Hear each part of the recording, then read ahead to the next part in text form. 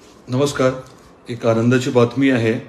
नळदुर्गला नवीन स्वतंत्र असं अपर तहसील कार्यालय व्हावं याचा प्रस्ताव आपण दाखल केला होता. पाठपुरावा चालू होता. आनंदाची बाब ही आहे की आज उच्चस्तरीय सचिव समितीने हाय पॉवर कमिटीने त्याला मान्यता दिलेली आहे आणि लवकरच आपल्या नळदुर्गला स्वतंत्र अपर तहसील कार्यालय होणार आहे. एक वेगळे अपर तहसीलदार तिथे नियुक्त होतील आणि ही प्रक्रिया लवकरात लवकर करण्याचा आपला प्रयत्न राहणार आहे. नळदुर्गकरांचे मनापासून मी अभिनंदन करतो. आपल्याला आता अपर तहसील कार्यालय मिळतंय. मी महायुती सरकारचे मनापासून आभार व्यक्त करतो, कारण खूप वर्षांपासून या विषयाचा पाठपुरावा चालू होता. ठाकरे सरकारने तर आपल्याला काहीच मदत केली नाही, पण आपल्या महायुती सरकारने हा प्रस्ताव जो आहे तो मान्य करण्यासाठी पूर्ण ताकदीने सहकार्य केलं.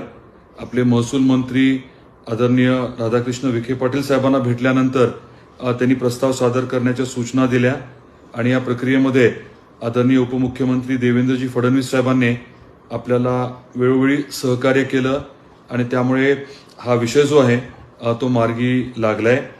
मी सर्व संबंधित अधिकाऱ्यांचे आणि खास करून आपले जे नागरिक, बरेच माझे सहकारी जे या विषयामध्ये पाठपुरावा करत होते, त्यांचं देखील मनापासून अभिनंदन करतो. आपल्या सर्वांसाठी हा निर्णय जो आहे तो निश्चितपणे उपयुक्त ठरेल, कारण त्या भागातल्या नागरिकांना आता तुळजापूरपर्यंत अनेक बाबींसाठी जावं लागणार नाही.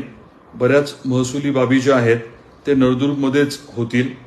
आणि आपल्याला मला हे देखील सांगायचं आहे की आपल्या राज्यामध्ये नवीन जिल्हे आणि नळदुर्गसह नवीन तालुके निर्मितीची प्रक्रिया चालू आहे. त्याला लागणारी जी आर्थिक तरतूद आहे ती खूप मोठी असल्यामुळे स्वाभाविकच आहे की निर्णय लगेच होणार नाही आणि त्यामुळे आपण हा मार्ग काढला. नागरिकांची सोय व्हावी म्हणून इथे अपर तहसील कार्यालय व्हावं आणि आता तो निर्णय झाल्यामुळे मी म्हटल्याप्रमाणे मोठ्या प्रमाणामध्ये नागरिकांची सुविधा होणार आहे. त्याबद्दल मी परत एकदा महायुती सरकारचे मनापासून आभार व्यक्त करतो आणि सर्व नागरिकांचे अभिनंदन करतो. धन्यवाद.